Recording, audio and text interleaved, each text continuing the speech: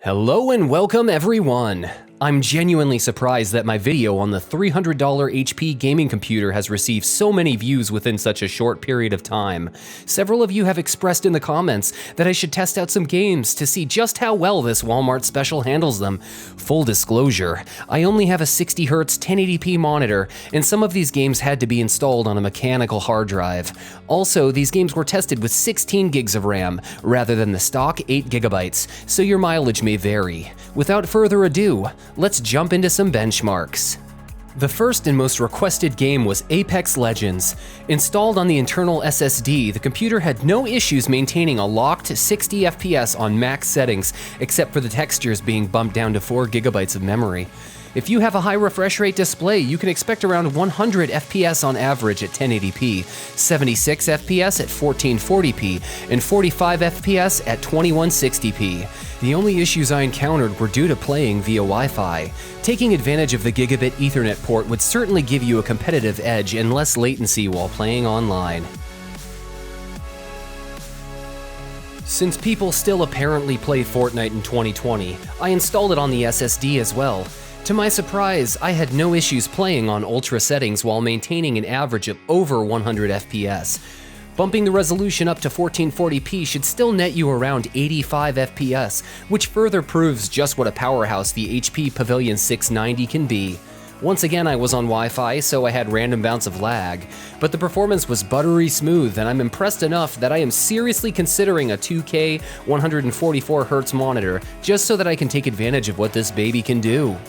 And what benchmark video would be complete without testing some Rocket League? At max settings, I was easily maintaining over 200 FPS, which really caught me off guard. I know that this isn't the most demanding game out there, but man, those particle effects are pretty and tend to bring lower-end graphics cards to their knees. I haven't bothered to check what the approximate performance may be at higher resolutions, but obviously there's quite a bit of wiggle room unless your monitor is 240 Hz.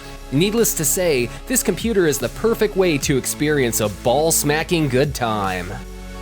7 Days to Die is apparently quite the benchmark. Although not particularly pretty, its massive world and impressive effects can really test your computer's mettle. At high and even ultra settings, you'll maintain around 60 FPS on average, but the fancier effects like fog and reflections will bring you down to around 40 FPS in more intense situations.